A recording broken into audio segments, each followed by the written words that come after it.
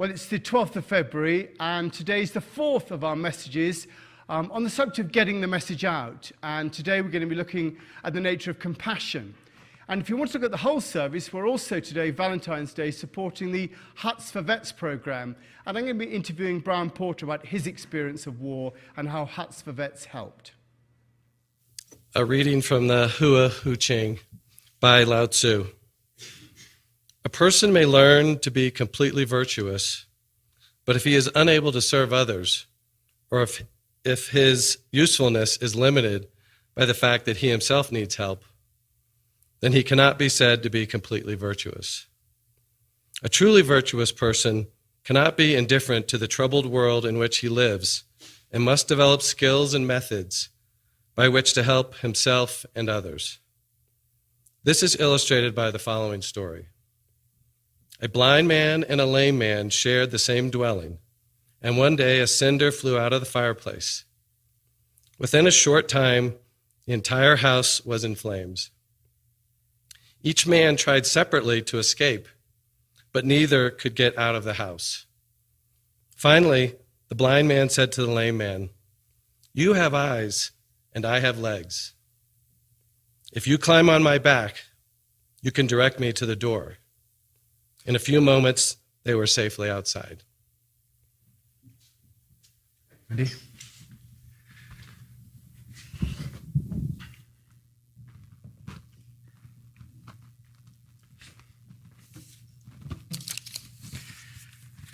So this is the fourth of our series that we've had over the past few weeks on what we've called really getting the message out. In the last few weeks, we've looked at what I really think the two key messages are of the chapel here at the Aspen Chapel. First of all, the first message, really our willingness to receive the pain that life brings us emotionally and turn that into love. To be able to take what comes to us and rather than get angry and project out, to turn that round and give love in return. And what we've called that is really emotional photosynthesis, that transformation of that heat into love. And secondly, the second value or message that I think that we try and communicate from here is the willingness to include. I've used this idea expressed, when the guru was asked how we look after others, he replied, "There are no others." And that's really that message of inclusion, that we are all of one thing. An inner message and an outer message. One, based upon our capacity as human beings to be able to transform, and the other based upon the idea that we're all connected and that the whole and the particular have a singularity, and that singularity is held together in our minds by our willingness not to judge, not to name, and not to discriminate, what Lao Tzu refers to as undiscriminating virtue, where we accept people for who they are. Last week, as a part of that, I spoke of the idea of, when a man runs towards you with a knife, we should still fear the madman that's coming towards us with the knife. But the issue is that the reason the madman is coming towards us is actually based upon an illusion in his own mind or her own mind. There is an illusion there. And the illusion that is faced with all of us is that there is not enough to go round. The illusion in life is that there is not enough to go round. And the answer to that problem of there not being enough to go round, the fact that there is enough, is really compassion and education. That's what I was saying last week. The answer to that is compassion and education. It might seem like too big an issue for us to deal with, but really the answer to ISIS, the answer to terrorism, the answer to the man running towards you with a knife, the answer to crime is compassion and education. And at some point in the world's history, we're going to have to learn that. Or the human race will not survive. The planet, as I've always said, will always survive. It has time. It has millions of years within which it can heal itself. But, as human beings, we don't have that long. And it's appropriate to look at this Sunday, on the Sunday next to Valentine's Day, the Sunday that's the day that's supposedly about love. I think it's appropriate to look at the nature of compassion, the nature of love. I've always thought that the essence of love is about self-giving. It's about giving of something of our essence. And I think it's interesting the extent to which love in today's society has become a lot about I'll scratch my back, you scratch my back if I scratch yours. There's a sort of complicity. It's a sort of, love's now almost a sort of quid pro quo. How much of what we give of love is real love, and how much is part of a deal that we agree with somebody? Particularly with Valentine's Day, the pressure to respond with cards and roses and meals on Valentine's Day, because it's expected. There is a certain annoyance in the house if it's not remembered, if there's not a card. There's a deal there. I married you and you're jolly well. If I'm not going to get a Valentine's card from anybody else, you're going to give me one. The expectation that we have of the people that we love. The expectations that we have of our children. The expectations we have of our family members and our partners. I love you becomes almost a threat. I love you, so do you love me? There is that implication. Okay, I love you, so what are you going to do about it? I am prepared to meet your needs. Are you prepared to meet mine? Because that's really what love's about, isn't it? That's what we talk around. As long as you are a child under my roof, you will behave as I expect. What I expect of my friend is what they can expect of me is all that is business. It's the business of love, and it has nothing to do with real love. Love as a trade has nothing to do with the mere kindness of love. The Dalai Lama said, my religion is kindness. And that, I think, is a different game altogether. That's the essence of it. Pure kindness. That man running towards you with a knife. The point is not that good behavior thinks he shouldn't be attacking you. We think, this guy is not behaving well, or that the law says it's wrong. The question really is, why should he be doing something so obviously dysfunctional? That's the real question. It's not about his behavior, about making him wrong for that. It's why is he dysfunctional? If we have no compassion for him, we blame him, and we want to lock him up. That's what we want to do. We want to blame him, and we want to lock him up. If we have compassion for him, we want to know why he's in such a state. Often, we don't ask these questions enough. We don't ask them of our friends and family. We don't ask them of communities that are in trouble, of groups of people that are in trouble. We don't ask them of countries that are in trouble. The time to ask these questions is not when the person is running towards you with a knife. It's before that. It's before the trouble starts.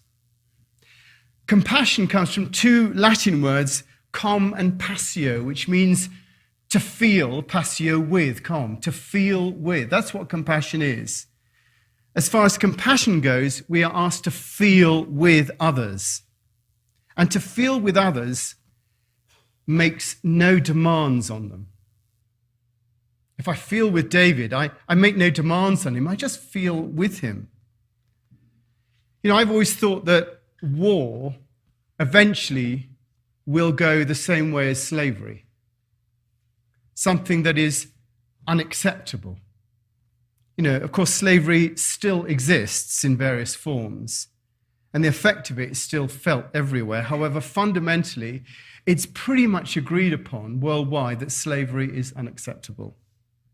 And I think the way that we treat others in conflict situations has to go the same way. It has to go that way eventually, when we become literally civilized enough for it to do that. It's when we do not feel with others that we become inured to their pain. It's when we don't feel with others that we become inured to their pain. We cut off from it and we don't recognize their pain. We therefore see their behavior as being unacceptable and condemn them as worthy to be treated harshly, whatever form that takes. You know, when I go into the town, this chapel is always known as the Prince of Peace Chapel.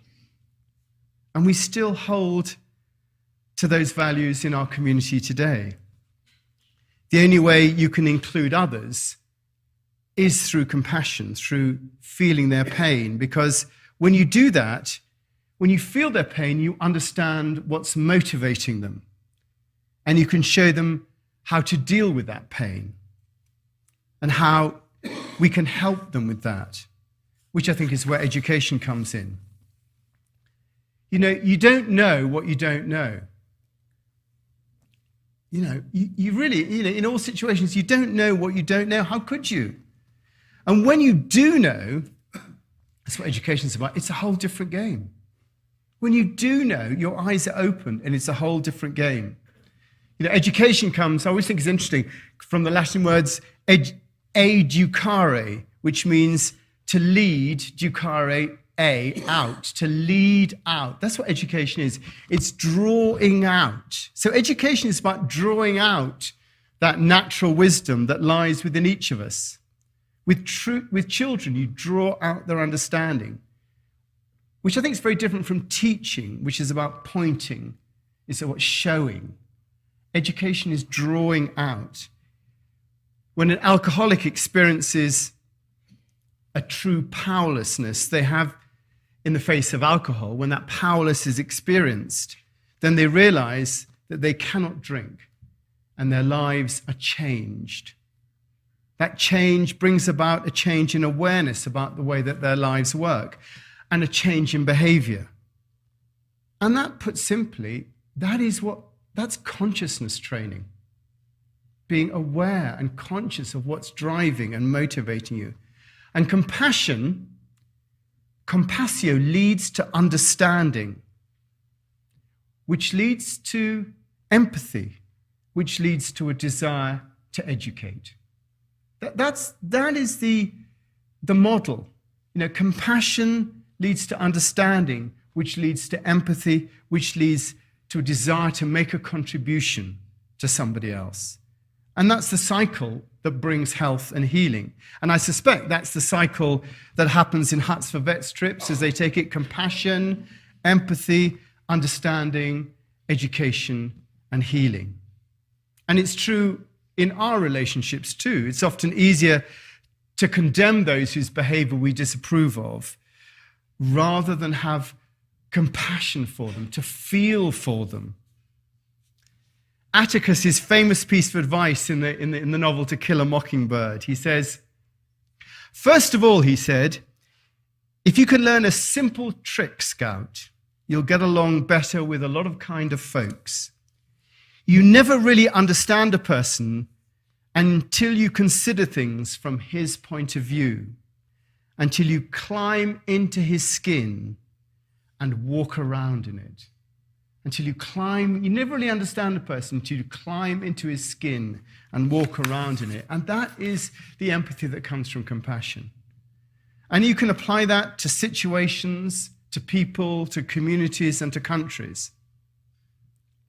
Now, I know it sounds ridiculous and pie in the sky, and that we can't solve the world's problems like that. But, tell me another way and I'll listen to you. It is compassion that is at the center of solving these problems. Right now, all we're doing is containing situations, which is why we use force, incarceration, military might, and aggression. We're treating the symptoms rather than the causes. Much as though, people talk the same way about Western medicine. We treat the symptoms all of the time rather than the causes. And until we start treating the causes, I think things will never change. I said a few weeks ago that I'm not saying that one side of politics is better than another. They're both different sides of the same coin. And what we need is a new currency. And I'm suggesting that this is the new currency. It's a currency of compassion. It is the realization that compassion leads to understanding, which leads to empathy, which leads to a desire to help. And I think it's a universal truth. And it's not about the business of love or the business of peace or the business of care. Where I care for you, in those circumstances, is where you care for me. I'll look after you, you look after me. This is about the kindness and love of one community for another or one country for another. And it's then that we'll recognize that we're all truly one community, that we're all on the same side. Us, our state, our country, other countries. And that we have to solve each other's problems as well as our own. That's the realization you come to. Poverty and pollution in China is as much a problem for the US as unemployment and wage disparity in the US is a problem for China. If we don't solve other people's problems, they will come and bite us eventually. And if we don't solve those problems, it'll be visited us on other ways. And that's how wars happen. Compassion, understanding, empathy, and cooperation. That's what will defeat crime. That's what will lessen the tension in the world. And that's what will bring people together. The alternative is the industrialization of fear. And that's what we live with at the present moment. The industrialization of fear. Prisons are industrialized. The military is industrialized. Diplomacy is becoming industrialized. And that is all driven by fear. And fear is created by the unwillingness to cooperate, driven by a failure to understand, through a lack of empathy, created by a failure to be compassionate. So it just happens the other way around.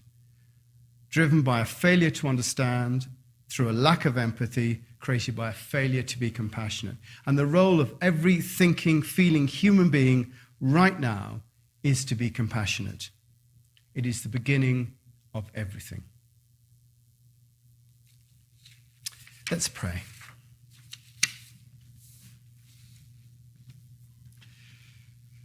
So Lord, we just pray that you open and soften the hearts of all the leaders around the world, all those people in positions of authority. We ask that our hearts be opened and made soft and compassionate. Exchange our hearts of stone for hearts of flesh. Enable us to feel with others, to be compassionate, to develop empathy and understanding, and to cooperate. I pray for all those in our valley at the moment, all those working in various ways in hotels, ski patrol, on the lifts, all the visitors today, up and down. Pray for safety in those situations. I also pray for those that we know are not well at the moment. Think of Patricia Hill, Barbara Orcutt, Will Welsh, Valbritt Karlberg. Think of Kristen coming back on Thursday from Mexico. Lord, we just especially pray for her, that this may be a really healing trip for her. For Anne Hodges, Tracy Houston, for Shelley Franklin's sister, Melanie. Shelley's with her at the moment.